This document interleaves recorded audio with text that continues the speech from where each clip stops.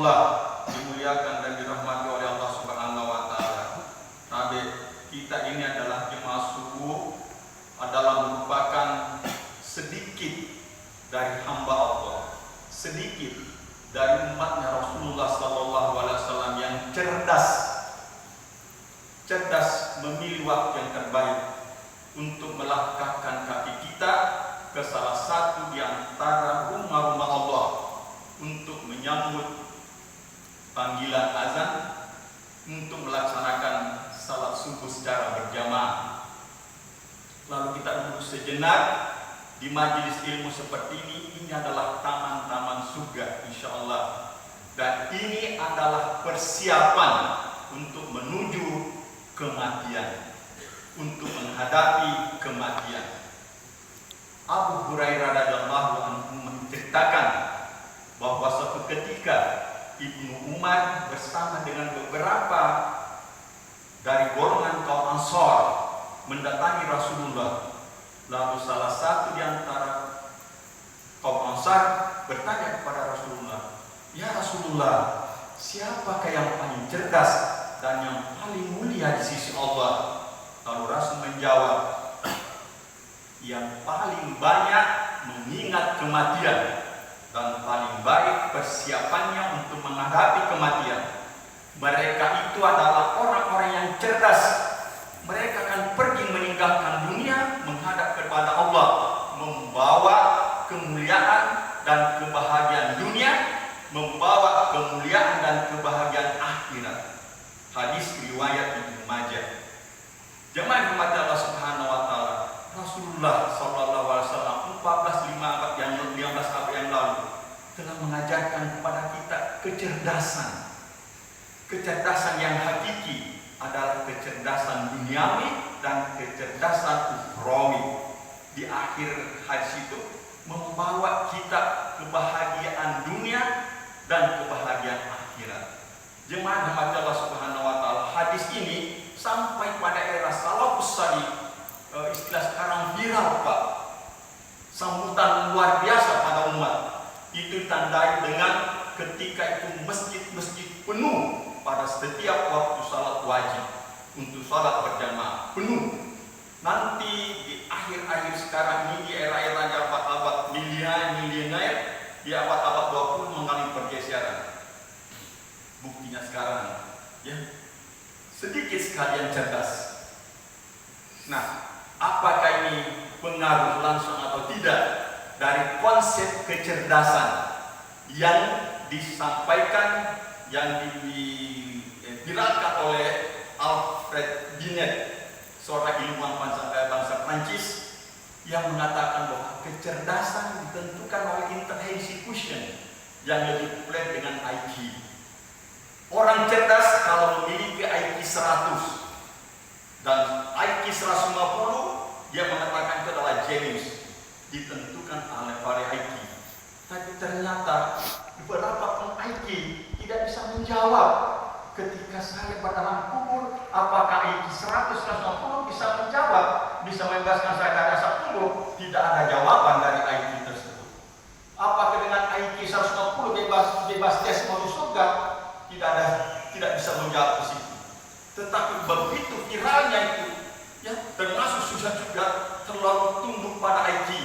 Ya, hampir semua pendidikan sekolah-sekolah unggulan ukurannya adalah IQ. Anda dulu saya rintis kelas akselerasi, harus IQ di atas 120, Masya Allah. Dan ternyata adalah membawa kita pada orang sekuler yang menganggap dunia adalah segala-galanya. Inilah yang menggeser hadis Rasulullah SAW tentang kecerdasan. Jemaah rahmat Allah Subhanahu wa taala, sadarlah kita. Jemaah rahmat Allah Subhanahu wa taala, fitrah manusia ada dua. Satu adalah fitrah sebagai hamba yang tunduk takluk pada penciptanya. Inna salata Allah tidak menciptakan jin dan manusia kecuali untuk mengabdi kepadanya. Hablum minallah, konsep pertama adalah kecerdasan ukhrawi. Hablum minallah, seperti yang kita lakukan seperti sekarang ini. Yang kedua adalah fitrah manusia sebagai khalifatullah fil ardh, khalifah di muka bumi ini, untuk saling kita menyamai hablum minan nas. Dua konsep ini disatukan oleh Allah Subhanahu wa taala di dalam surah Al-Asr. Wal asri innal insana lafi khusrin illa alladziina aamanu wa 'amilus shalihati wa tawassaw bil haqqi wa tawassaw bis sabr. 4 bab. Satu kesatuan yang Allah satukan dalam surah Al-Asr. Maknanya luar biasa, Pak. Kalau kita tidak mau rugi, kita amalkan kecerdasan duniawi dan kecerdasan ukhrawi. Yang tidak merugi adalah orang-orang yang beriman dan beramal saleh. Dua itu adalah hablum minallah, ke atas. Ya.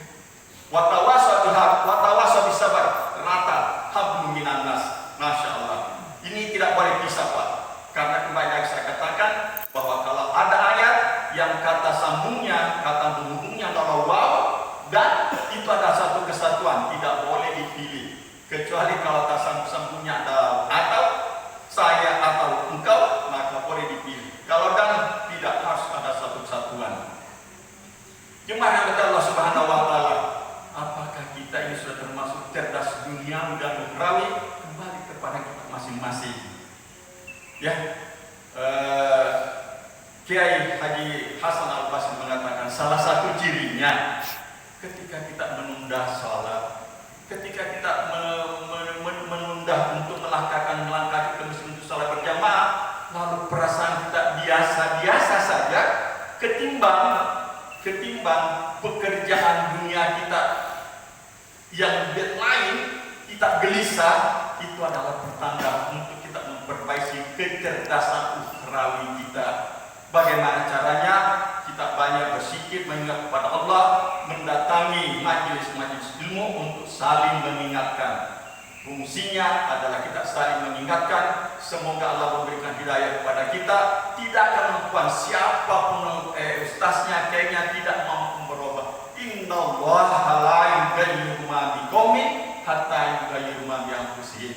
Itu Allah tegaskan. Tidak akan merubah seseorang suatu kain sampai dia merubah nasibnya sendiri. Semua kita terus dalam keistimewaan, kecerdasan ukhrawi dan kecerdasan duniawi.